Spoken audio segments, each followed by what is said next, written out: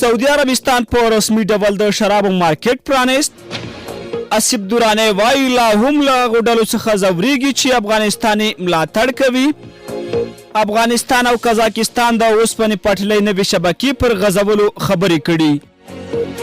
او جو بایدن له اوکراین، اسرائیل، غزې او تیوان سره 95 میلیارډ ډالرو مرسته کوي. د NS میډیا درنو مینوالو بشپړ خبرونو ته ښه راغلاست.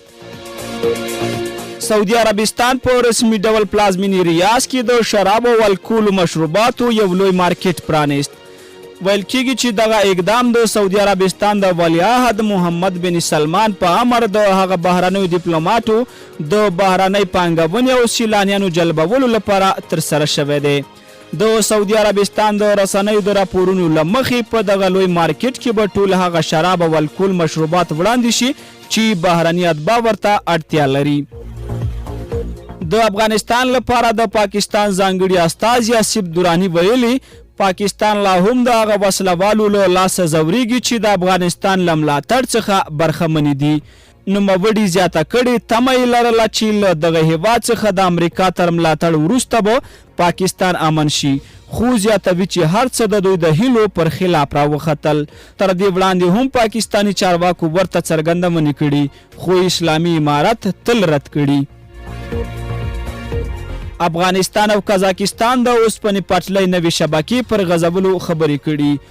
د قزاقستان د لومړي وزیر د مرستیال شریک جو مانګیرن په مشرۍ راغلي پلاوي د ریاست الوزرا له اقتصادي مرستیال مولا عبدالغني برادر سره کتلې دي. له اقتصادي معاونیت څخه په خپره شوې خبرپاڼه کې راغلي چې په دې کتنه کې قزاقي پلاوي د اوسپنې پټلۍ نوې شبکې د غځولو وړاندیز کړی.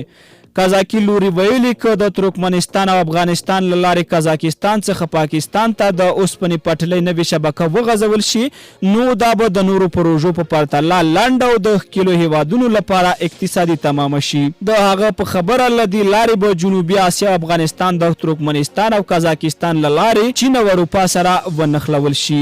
په همدې حال کې اقتصادي مرستیال د دواړو هیوادونو ترمنځ د سوداګریزو اړیکو پراختیا مهمه بللې او په دې برخه کې یو لړ پرمختګونو یادونه کړې.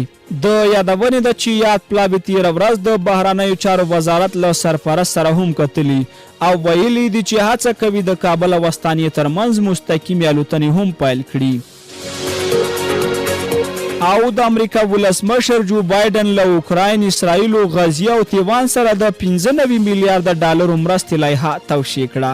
نوموړي تېره ورځ ویلي چې د مرستو دا بسته به امریکا او نړۍ په امن کړي. د بایدن په خبره دا مرستې ثابتوي چې امریکا له خپلو شریکانو څخه حیاتي ملاتړ کوي تر څو وکړای شي حاکمیت ته د ګواښونو پر وړاندې له خپل ځان څخه دفاع وکړي. په دې مرستو کې 61 میلیارډ ډالر د اوکراین او 26 میلیارډ د اسرائیل لپاره ځانګړي شوي.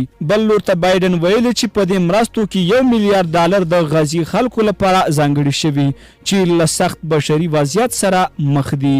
دا مرستې په داسې حال کې کیږي چې اوس مهال په اوکراین او غزې کې سختې جګړې روانې دي. د اوکراین ولسمشر ویلي که مرستې ورسره وشي نو روسیې ته به سخته ماتې ورکړي.